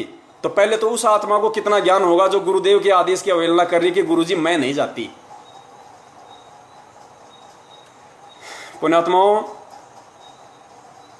उन आत्माओं ने तो बहुत गलतियां करी हैं, उन्होंने तो सदा से गुरु को मानुस माना है, लेकिन आप और हम जैसे नीचों को तो परमात्मा ने, जो 2008 के बाद जुड़े हैं, 2010 में जुड़े हैं, 12 में जुड़े हैं, 13-14 में जुड़े हैं, पुण्यात्माओं हमें तो परमेश्वर ने अनमोल खजाना दिया है। परमेश्वर ने इतने चमत्कार दिए हैं, परमेश्वर ने इतना सब कुछ दिखाया, हमें एक इतिहास बना दिया परमात्मा ने 1994 से भक्ति का, इतने सत्संग दिए परमेश्वर ने। चलो वो आत्माएं तो गलती कर सकती हैं कि उस समय उन्होंने मालिक को मालिक नहीं माना, इतने सत्संग नहीं सुने, लेकिन आज तो परमेश्वर ने अंबर लगा दिया, ढेर लगा दिया, हमारी उम्र बीत सकती है, उसके सत्संग नहीं बीत सकते, फिर भी हम उसको मानुस मानने की गलती करेंगे। फिर भी हम 8 सितंबर को उस पूर्ण परमेश्वर कबीर साहिब जी का जो सतगुरु रूप में स्वयं प्रकट हैं, हम उसका जन्मदिन मनाएंगे। और दूसरी बात, इतनी तो बुद्धि लगाओ, इतना तो विचार करो, क्या गुरुदेव अपना जन्मदिन मनाने के लिए खुद आदेश देगा कि सर्वसंगत मुझ रामपाल दास का जन्मदिन पर्व मनाएं? इतनी तो बुद्धि होनी चाहिए हमारे अंदर। अरे प्रधानमंत्री यदि किसी प्रोग्राम में जा रहा है तो उस प्रोग्राम वाले को यह कहेगा क्या, या उस जनता को यह कहेगा क्या कि भाई सभी लोग आके मेरा स्वागत करो, मुझे माला पहनाओ, मेरा स्वागत करो? कहेगा कभी प्रधानमंत्री? ये तो प्रधानमंत्रियों का प्रधानमंत्री है, ये कहेगा कि मेरा जन्मदिन मनाओ। फिर हम गधों ने क्या इस ज्ञान की जगह इस भेजे के अंदर गोबर घुसेड़ रखा है, जो उनके कहने के बाद हम उनका प्रकट दिवस मनाएंगे? फिर ज्ञान किस लिए दिया? ये ज्ञान किस दिन के लिए दिया था? क्या परमेश्वर के सत्संग हमने अचार डालने के लिए हैं? पुण्यात्माओं विचार करो। आज तुम लोग जिस तरीके से इस दास के जो वचन हैं, जो परमेश्वर के ज्ञान आधार से जो दास बोल रहा है, क्योंकि परमेश्वर कहते हैं कि मीठा मीठा बोले तेता संत ना होई, और जितनी खरी खोटी बाता कहे संत कहावे सोई। संत होगा, संत यानी संत भगत जो भी होगा वो केवल सच्ची ही बात कहेगा, ठोक बजा के कहेगा, चाहे कोई नाराज हो चाहे कोई राजी रहे, उसकी मर्जी, मेरी कौन सी भैंस खोल रहा है। तो जिस तरीके से ये दास सच्ची सच्ची बातें कह रहा है, तुम लोगों को चुभ रही हैं, गुरुद्रोही गुरुद्रोही, उसी तरीके से दुनिया वालों को उस परमेश्वर सतगुरु रामपाल जी महाराज जी की वो यथार्थ बातें चुभती हैं और वो कहते हैं देशद्रोही देशद्रोही। और जिस तरीके से तुम लोग इस दास को गुरुद्रोही समझ रहे हो, नहीं पहचान पा रहे हो, इस ज्ञान को आधार बना के चमचागिरी में तुम्हारी आंखें फूट चुकी है, तुम गुरुद्रोही गुरुद्रोही कहते हो, सच्चाई से परिचित ना होने के कारण, 2 मिनट ढंग से विचार ना करने के कारण। वही हालत उन दुनिया वालों की है जो परमेश्वर के सत्संग को सुनते नहीं, उनकी बातों पे तो विचार विमर्श करते नहीं, और देखा देखी में गुरुद्रोही है, रामपाल गुंडा है, रामपाल भुंडा है। तो मैं ये पूछना चाहता हूं कि उन दुनिया वालों में और तुम ज्ञान लेके परमेश्वर के भगत कहलाने वालों में क्या अंतर है? क्या अंतर है तुम्हारे अंदर? वो परमेश्वर को नहीं समझ पा रहे, और तुम लोग, चलो हमें तो गुरुद्रोही कह लो, कोई बड़ी बात नहीं, हमें तो कोई प्रधानमंत्री नहीं बनना भाई, हमें तो यहाँ पे गधा नहीं बनना, लेकिन ये परीक्षा है। जिस प्रकार परमेश्वर ने गणिका माई को निमित्त बना के 64 लाख की परीक्षा ली थी, आज इस दास को निमित्त बना के, इस कुत्ते को निमित्त बना के वो परमेश्वर तुम लाखों की परीक्षा ले रहा है, लाखों की परीक्षा। तुम्हें गुरुद्रोही की परिभाषा तक नहीं समझ पा रहे। तुम्हें नामदान केंद्रों पे एक नियम पढ़ाया जाता है कि ये पवन है, ये फलाना है, इसकी शकल देख लोगे नामखंड हो जाएगा, इससे बात नहीं करनी, ये गुरुद्रोही है। अरे गुरुद्रोही होता क्या है? पहले अगले से मिलो। कोई किसी से बातचीत करने से किसी का नामखंड नहीं होता। अब मान लीजिए मैंने नाम ले रखा है और मेरे भाई ने नाम ले रखा है या मेरी औरत ने नाम ले रखा है और मैं गुरुद्रोही हो गया, तो फिर मेरी औरत का तो 24 घंटे नामखंड है, फिर तो वो जाएगी कहाँ घर छोड़ के? वो तो 24 घंटे मेरे सामने रहेगी, दिन में 20 बार मेरी शक्ल देखेगी, तो उसका तो दिन में 20 बार नामखंड हो गया। वो क्या करेगी फिर? इस ज्ञान को आधार बनाओ। गुरु जी कहते हैं गुरुद्रोही की पैड़ पे जय पगावे वीर, यानी गुरु भक्ति मार्ग में यदि गुरुद्रोही के अनुसार यदि आप कोई क्रिया करोगे, उसकी बातों का समर्थन करोगे जो तुम्हारे गुरु जी के ज्ञान के जो मतलब विरुद्ध होंगी, तो तुम गुरुद्रोही कहलाओगे, तो तुम्हारी पैड़ के ऊपर उसकी पैड़ रखी जाएगी। पुण्यात्माओं, निवेदन है, समय नहीं है, अब ये लास्ट परीक्षा है, अंतिम परीक्षा है। ये 8 सितंबर के दिन अंतिम परीक्षा है। भले तुम घंटा पीटते रहो, तालियां बजाते रहो, आरती सत्संग सुमरण करते रहो, इन आरती सत्संग सुमरण करने से परमेश्वर की शरण में नहीं माना जाता। अरे परमेश्वर ने 650 साल पहले हम सबकी परीक्षा ली, हम सब फेल हो गए, सबको पता है। उसके बाद भी तो परमात्मा ने 25 साल तक सत्संग किए थे, गुरुजी ने बताए, लेकिन परमात्मा ने किसी को आवाज तक नहीं होने दिया कि तुम फेल हो चुके हो। मैंने जो हाथी पे बैठ के, जो गंगाजल हाथ में लेके अपनी बेटी के कंधे पे हाथ रख के जो लीला की थी, तुम मुझे बड़वा बड़वा कह रहे थे, तुम फेल हो चुके हो, लेकिन परमेश्वर ने किसी को जग जाहिर तक नहीं होने दिया। 25 साल तक उस परमेश्वर कबीर साहिब जी ने काशी में सत्संग किया। वापस हम लोग जाने लग गए। गुरुजी क्या कहा करते थे? बच्चों भक्ति करो, सब पार होंगे, सब सतलोक चलेंगे। ये नहीं कहा कि तुम सब फेल हो लिए, अब कोई फायदा नहीं है, चाहे सत्संग सुनो या ना सुनो। परमेश्वर को पता था जीव है, टट्टी बाहर आ जाएगी अगर ये बात सुन लेगा तो, कि तुम अब की बार पार नहीं हो सकते। तो परमेश्वर ने थेपड़ के रखा कि किसी तरीके से लगे रहे, कुछ तो इनके कर्म बने, कुछ तो पुण्य बने, इतनी भक्ति तो बने कि 650 साल तक मानव जन्म देते देते इनको वहां तक लेके जाऊं। और वो स्थिति आज है। क्या हम उस समय तो परमेश्वर कहा करते थे भाई पार हो जाओगे? हुआ कोई पार? एक भी हुआ नहीं? हुआ ना। तो आज भी परमेश्वर यही बात कह रहे हैं कि भक्ति करो, सब पार होंगे, टोल के टोल जाएंगे, लाखों करोड़ों अरबों की संख्या में जहाज के जहाज भर के जाएंगे। यही बात 650 साल पहले कहते थे, यही बात गुरुदेव आज कह रहे हैं। लेकिन पार कौन होगा? पार वो होगा जो गुरुदेव को परमेश्वर मानेगा, जो उनके ज्ञान को आधार बना के चलेगा। अरे इतनी समझ नहीं है, इतनी बुद्धि नहीं है। परमेश्वर ने स्वयं एक वीडियो में, जो अभी दास को निमित्त बना के परमात्मा ने सतगुरु प्रगट दिवस 2020 के ऊपर एक वीडियो बनवाया है, उसमें परमेश्वर स्पष्ट कह रहे हैं कि पुण्यात्मा, तुम जो ये फोटो देख रहे हो, तुम जो ये चित्र देख रहे हो जो प्रभु का, ये इनका असली रूप नहीं है। इतना स्पष्ट बोला गुरुदेव ने कि तुम जो चित्र देख रहे हो, जो फोटो देख रहे हो, ये परमेश्वर की असली फोटो नहीं है। वो तो ना जाने कितने ही रूप बना के आ जाते हैं अपनी प्यारी पुण्यात्माओं को ज्ञान दे के सतलोक ले जाने के लिए। और एक बात बोलते बोलते सतगुरुदेव जी वहां पर रुक गए, बात को उन्होंने चेंज कर दिया, विषय को बदल दिया। वो कहना तो ये चाह रहे थे कि आज वो परमेश्वर इस रूप में बैठा है, आज ये बैठा है, लेकिन वो रुक गए वहां पे पुण्यात्माओं, क्योंकि काल के साथ परमात्मा का वचन है कि परमेश्वर ज्ञान दे के लेके जाना, जबरदस्ती नहीं। अगर परमेश्वर ये बात बोल देगा तो जबरदस्ती में आ जाती है। फिर क्या पहचान होगी फिर ज्ञान की? फिर तो लूले, लंगड़े, अंधे, बहरे सभी परमेश्वर के पीछे लग जाएंगे। अगर बरवाला कांड में सतगुरु रामपाल जी महाराज जी ने अपना विराट रूप दिखा दिया होता, जैसे सिकंदर लोधी को दिखाया था, पीलवान को दिखाया था लाल किले पे, उनकी टट्टी निकल गई थी, अगर परमेश्वर बरवाला कांड में वहां दिखा देते, अपना विराट रूप दिखा देते, जब श्री कृष्ण दिखा सकता है एक 3 लोक का एक विभागीय स्वामी, जब अर्जुन को अपना विराट रूप दिखा सकता है, वहां जो सभा में जब गया था दुर्योधन को समझाने के लिए, अपना विराट रूप दिखाया था, तो परमेश्वर क्या नहीं दिखा सकते थे? बरवाला कांड में वो दिखा देते, सबकी टट्टी पेशाब निकल जाती वहां पे, तो उनको भगवान मान लेते, सब उनको परमात्मा मान लेते। वो कहते कि मैं कबीर, हाँ जी आप कबीर, मैं ब्रह्मा, हाँ जी आप ब्रह्मा। क्यों? क्योंकि वो चमत्कार से मानते हैं, हम उनको ज्ञान से नहीं मानते। और लूले, लंगड़े, अंधे, बहरे, गूंगे, नथु, गहरे सब उनके पीछे लग जाते। गुरुदेव गुरुदेव जैसे 2014 से पहले आप और हम सब लग रहे थे, और आज भी लग रहे हैं। आज भी बिना ज्ञान के सतलोक आश्रम मैनेजमेंट हरियाणा के तलवे चाट रहे हैं। उनके हर एक आदेश को, उनके हर एक परमेश्वर के सत्संग के विरुद्ध जो आदेश हैं, जो ज्ञान के विरुद्ध जो आदेश हैं, उनको परमात्मा का आदेश मान के और हम लगे हुए हैं। वही हालत उनकी हो जाती तो क्या मालूम पड़ता कि कौन सतलोक जाने के लायक और कौन जाने के लायक नहीं है? क्या मालूम पड़ता इन सब बातों को? इसलिए परमेश्वर को अपने आप को यथार्थ रूप में ना बता के, कोई चमत्कार ऐसा स्पष्ट रूप से ना करके, वैसे तो लाखों चमत्कार करते हैं परमेश्वर। कितने बरवाला आश्रम में कितनी आत्माओं को जिनकी मौत हो चुकी थी, पुण्यात्माओं आंखों देखी बात है। संजय पाल उत्तराखंड का कोऑर्डिनेटर है, उसके फादर के साथ में हुआ घटित, उम्र नहीं थी, तो परमेश्वर ने कहा कि भाई इसकी उम्र तो है नहीं, तुम चाहो तो मैं तो उसको जिंदा रख दूंगा, कोई बड़ी बात नहीं है, लेकिन ये तुम्हारे लिए भी सिरदर्द रहेगा और अपने लिए भी रहेगा। अगर तुम लोग मेरी बात मानो और तुम यदि इसकी मृत्यु के उपरांत यदि तुमको शोक प्रकट ना करो, दुख ना मनाओ, तो मैं इसका शरीर छुड़वा के इसको दूसरा शरीर दे देता हूं। तो उन भगत जी ने कहा कि ठीक है परमात्मा, जैसा आप उचित समझें।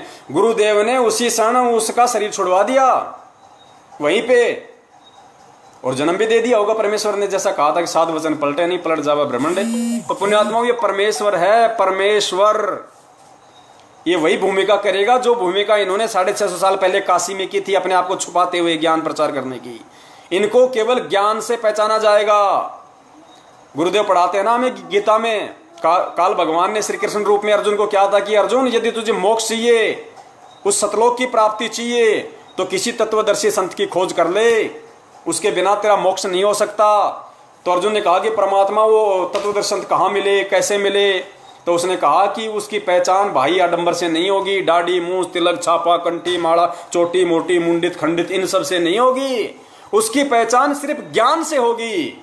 ज्ञान से पहचान होगी कि वो परमेश्वर कौन है, वो तत्वदर्शी संत कौन है। भाई ये आडंबर से पहचान नहीं होगी। तो पुण्यात्माओं, आज सतगुरु रामपाल जी महाराज जी किस वेश में हैं? आप अपने पड़ोसी को कहो कि आज भगवान आए हुए हैं, आपका सिर फोड़ देगा 2 मिनट में, और आपको समझ में आ गया कि हाँ भाई हमारे गुरुदेव भगवान है। हिसार जेल में जाके पुलिस वालों को कहो, वहां पे सिक्योरिटी गार्ड वालों को कि ये भगवान है, सारी सृष्टि का रचनाहार है, 2 डंडे मारेंगे, पीछे पैंट फटेगी, घर पे भगोगे। लेकिन आप लोगों को समझ में आ गया, मुझे समझ में आ गया। कैसे? ज्ञान से। तो परमेश्वर की पहचान केवल ज्ञान से होती है। तो पुण्यात्माओं, ये परीक्षा है। सतगुरु सब देख रहा है, ऐसा नहीं है कि उनको पता नहीं है कि बाहर क्या हो रहा है। बच्चा नहीं है, बच्चा वो कौन जेल में बैठा है? ये तो आप और हमारी भ्रमणा है कि जेल में बैठा हुआ है। परमेश्वर जेल में बैठ जाएगा तो सृष्टि कौन चलाएगा बड़े भैया? उसके तो अनंत रूप हैं। जब काल भगवान 1000 रूप बना सकता है, अक्सर पुरुष 10,000 रूप बना सकता है, तो वो अखिल ब्रह्मांड का स्वामी, असंख्य कलाओं का स्वामी क्या नहीं कर सकता? वो तो हर एक जीव के साथ में करोड़ करोड़ रूप बना के प्रकट हो सकता है, बैठ सकता है। सबकी हृदय रूपी गुफा में बैठा हुआ है। वो कहाँ जेल में है? ये जेल तो उन अज्ञानियों के लिए जो उनको समझ नहीं रहे, जो वहां पे जा जाके दंडवत कर रहे हैं, वो अज्ञानी हैं। अरे अगर हिसार जेल के आगे जाने से, माथा रगड़ने से, नाक रगड़ने से अगर भगवान मिलेगा, तो अपने घर पे क्या दीवारों के सामने रोजाना तुम दंडवत करते हो, आरती करते हो? या हिसार जाने से ज्यादा भाव बनेंगे? हैं? पीला पर्चा आ गया, यदि 6 महीने में कोई हिसार तारीख पे नहीं जाएगा, हिसार नंबर जेल 2 के आगे गुरुजी को दंडवत नहीं करेगा, तो उसका नाम खंड। पीला पर्चा आ गया, सब लोग मूर्ख बन गए, डर गए, सहम गए, ओहो नाम खंड हो जाएगा। अरे तो भाई साहब, आपसे मैं निवेदन करता हूं, यदि 6 महीने में कोई हिसार तारीख पे हिसार जेल नंबर 2 के आगे जाके नाक रही नेड़ा, दंडवत प्रणाम नहीं किया, और यदि उसका नाम खंड हो जाता है, तो संत रामपाल जी महाराज जी का भाई महेंद्र, संत रामपाल जी महाराज जी का जो सांसारिक रूप में जिसे हम कहते हैं उनका दामाद है, मंजू का पति, संत रामपाल जी महाराज जी का छोटा लड़का मनोज, जो भगोड़े हैं तीनों, अरे वो तो कभी गए नहीं हिसार नंबर जेल 2 के आगे नाक रगड़ने के लिए। आज 6 साल हो गई, तो उनका नाम खंड नहीं हुआ क्या? उनका नाम कोई स्टील का है क्या? जो आपका खंड हो जाता है उनका नहीं होता, तुम्हारा होता है। क्यों? क्योंकि तुम मूर्ख हो। एक व्यक्ति ने किसी को बताया कि भाई साहब तूने मुझे चूतिया क्यों बनाया? बोलो और क्या, मैं तेरे को जिला कलेक्टर बनाऊं? जिस चीज के लायक था वो मैंने तेरे को बना दिया। तो संगत जिस चीज के लायक है, मैनेजमेंट उसको बना रहा है और बनाता रहेगा। कब तक? जब तक तुम परमेश्वर के ज्ञान को आधार बना के इस भक्ति मार्ग पे कदम रखकर चलना नहीं सीखोगे। चाहे आज चल लो, चाहे किसी और दिन चल लेना। तो दास का निवेदन है, कहने को तो पुण्यात्माओं दास को परमेश्वर ने इतनी सद्बुद्धि, इतने शब्द दे रखे हैं कि दास 4 दिन बोलता रहेगा, आप सबकी बैटरी डिस हो जाएगी, कोई फायदा नहीं है। परमेश्वर कहते हैं ज्ञान का और घाम का चमका सा होता है। ज्ञान का और घाम का चमका सा होता है। घाम यानी धूप, सूरज की रोशनी, और ज्ञान परमेश्वर का तत्व ज्ञान। गुरु जी कहते हैं ना, एक चोट सिधारिया जिन्हें मिलन दी आस। और भाई भैंस के आगे तो फिर डमरू और बीन बजाने की आवश्यकता है ही नहीं, उसको तो चाहे कितने बीन बजा लो वो तो समझने वाली है ही नहीं। तो दास का निवेदन है, ये जो पीला पर्चा जो आया है ये काल भगवान की तरफ से है। आप लोगों को मूर्ख बनाया जा रहा है। अरे मुझे अपने गुरुदेव पे विश्वास है, मुझे अपने पिता की भाषा समझ में आती है। गुरु जी कहते हैं कोयल का बच्चा तो कोयल की भाषा समझेगा, जो कव्वे का होता है कव्वे की भाषा समझेगा। मैं पवन दास इस पूरी संगत के सामने कह रहा हूं कि ये जो आदेश आया है, जो आज 30/9/2020 को कि मुझ रामपाल दास का जन्मदिन पर्व मनाया जाए, ज्योति पाठ दान किया जाए, ये आदेश मुझ पवन दास के परम पूज्य सतगुरु रामपाल जी महाराज जी का नहीं, बल्कि किसी गधे का है, गधे का। ये मैं इतने दावे के साथ और इतने कॉन्फिडेंस के साथ कह रहा हूं कि मैं कोयल का बच्चा हूं, मुझे कोयल की भाषा समझ में आती है। मुझे सतलोक आश्रम मैनेजमेंट रूपी जो कौवा है उसके पीछे नहीं चलना, मुझे परमेश्वर के पीछे चलना है। मुझे मुक्ति मुझे मेरा परमेश्वर देगा, मुझे सद्बुद्धि वो दे रहा है, भक्ति मार्ग पे मुझे वो लेके आया, आगे भी मुझे वो चलाएगा। और यार बैटरी डिस हो गई यार, और थोड़ी सी बची है, थोड़ी सी बची थी, अब शुरू से बनानी पड़ेगी। देखिए लगाना।